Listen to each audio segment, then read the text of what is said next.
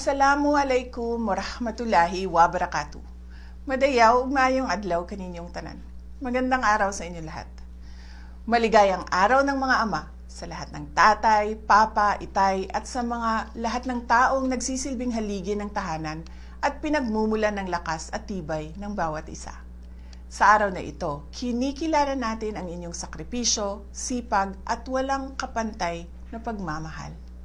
Maraming salamat sa inyong katatagan na siyang pundasyon na nagbibigay ng seguridad, katiwasayan at daan para maging responsable, disiplinado at produktibong individual ang mga anak.